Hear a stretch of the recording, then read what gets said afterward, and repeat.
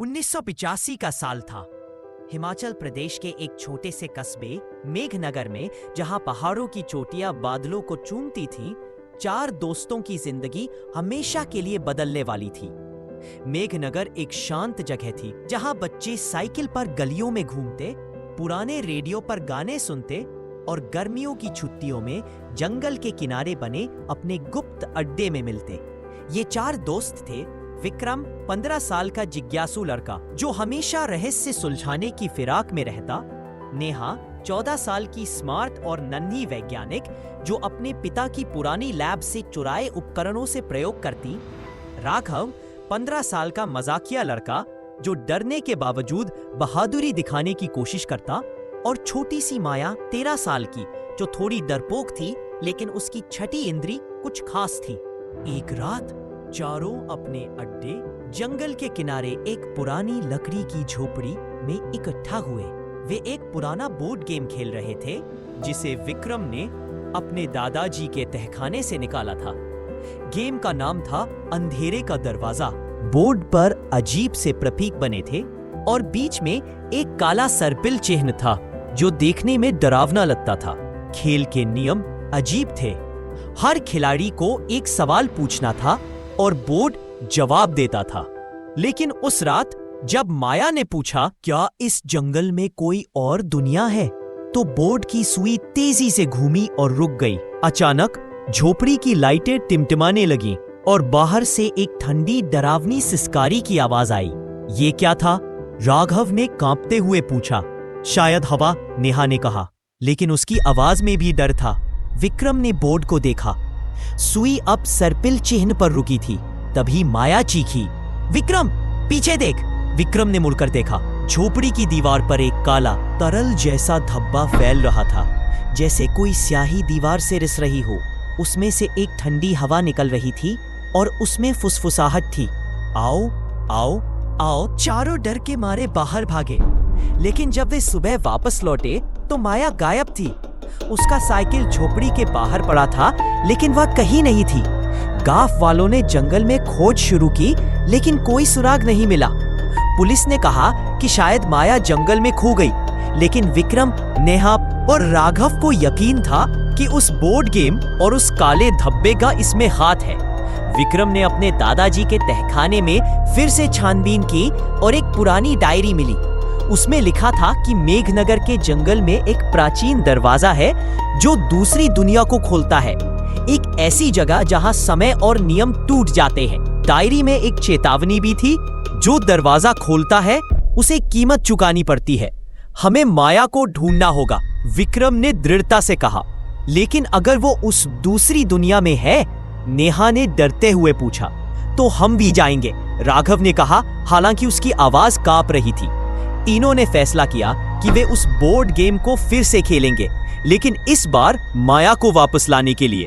लेकिन उन्हें नहीं पता था कि जंगल में छिपा वह काला साया जो रात को फुसफुसाता था, उनका इंतजार। मेघनगर की ठंडी हवाएं अब और सर्द हो चली थी। सूरज ढल चुका था और जंगल में सन्नाटा पसरा था, सिवाय उस अजीब सी सिसकारी की जो कभी कभी पेड़ों के बीच से आती थी। विक्रम, नेहा और राघव अपनी साइकिलों पर जंगल की पगडंडी की ओर बढ़ रहे थे। उनके बैग में वॉकी टॉकी, एक टॉर्च और कुछ पुराने कैसेट टेप थे, जिनमें 80 के दशक के बॉलीवुड गाने भरे थे। राघव का पुराना ट्रांजिस्टर रेडियो उसके साइकिल के हैंडल पर लटक रहा था, जिसमें से रफी साहब का गाना ये चांद सा रोशन चेहरा हल्के हल्के बज रहा था। लेकिन आज उस गाने की मधुरता भी उनके दिलों में छाया डर को कम नहीं कर पा रही थी। विक्रम, तुझे यकीन है ना कि ये बोर्ड गेम माया को ढूंढने में मदद करेगा? नेहा ने अपनी साइकिल धीमी करते हुए पूछा। उसने अपने पिता की लैब से चुराया एक पुराना वोल्ट मीटर साथ लिया था, जो अजीब सी सुई की हरकत दिखा रहा था। हमें कोशिश तो करनी होगी, विक्रम ने कहा। उसकी आंखें जंगल की गहराई में टिकी थीं। माया हमारी दोस्त है, हम उसे अकेले नहीं छोड़ सकते। लेकिन अगर वो काला साया हमें भी ले गया तो? राघव ने डरते हुए कहा। उसका वॉकी टॉकी हाथ में थरथरा रहा था। बस डरपोक बनना बंद कर, राघव, नेहा ने झुंझलाते हुए कहा। अगर हम डर गए तो माया को कौन बचाएगा? तीनों अपनी झोपड़ी के पास पहुंचे। अंधेरा घना हो चुका था और टॉर्च की रोशनी में झोपड़ी और भी डरावनी लग रही थी। दीवार पर वही काला धब्बा अब और बड़ा हो गया था, जैसे कोई जीवित स्याही दीवार पर रेंग रही हो। उसमें से एक ठंडी नम हवा आ रही थी और फुसफुसाहट अब और साफ थी। खोलो, दरवाजा खोलो। विक्रम ने बोर्ड गेम को जमीन पर रखा। उसकी उंगलियां कांप रही थी, लेकिन उसने हिम्मत जुटाई। ठीक है, हम फिर से खेलेंगे, लेकिन इस बार सवाल सोच समझकर पूछेंगे। नेहा ने वोल्ट मीटर चालू किया। सुई अब तेजी से हिल रही थी। यहां कोई इलेक्ट्रोमैग्नेटिक फील्ड है, ये नॉर्मल नहीं है। तू अपने साइंस के चक्कर में मत पड़, राघव ने चिढ़कर कहा। ये कोई भूत है, मैं बता रहा हूं। विक्रम ने बोर्ड पर पहला सवाल पूछा। माया, तुम कहां हो? सुई धीरे धीरे घूमी और दूसरी तरफ तर रुकी। दूसरी तरफ मतलब? नेहा ने हैरानी से पूछा। तभी वॉकी टॉकी में एक चटकने की आवाज आई और माया की कांपती आवाज सुनाई दी। विक्रम, नेहा, यहां से निकालो, यहां सब उल्टा है, वो आ रहा है। आवाज अचानक कट गई। राघव ने चीखते हुए वॉकी टॉकी फेंक दिया। ये क्या था यार? माया जिंदा है। लेकिन इससे पहले कि वे कुछ समझ पाते, झोपड़ी की दीवार पर काला धब्बा अचानक फट पड़ा। एक गहरा सर्पिल जैसा छेद दीवार में बन गया, जैसे कोई दूसरी दुनिया का प्रवेश द्वार। उसमें से ठंडी हवा के साथ साथ अब एक डरावनी छाया निकल रही थी, लंबी, पतली और बिना चेहरे वाली। उसकी आंखों की जगह दो चमकते बिंदु थे जो सीधे तीनों को घूर रहे थे। भागो! विक्रम चीखा, लेकिन नेहा रुक गई। उसने वोल्ट मीटर उठाया और उस छाया की ओर इशारा किया। रुको, अगर ये इलेक्ट्रोमैग्नेटिक है तो शायद इसे रोका जा सकता है। उसने अपनी जेब से एक पुराना ट्रांजिस्टर निकाला और उसका वॉल्यूम फुल कर दिया। रेडियो से अब आदमी हूँ आदमी से प्यार करता हूँ गाना तेजी से बजने लगा। अजीब बात थी, छाया उस आवाज से पीछे हटने लगी, जैसे उसे तेज आवाज पसंद नहीं थी। ये काम कर रहा है, राघव ने उत्साह से कहा।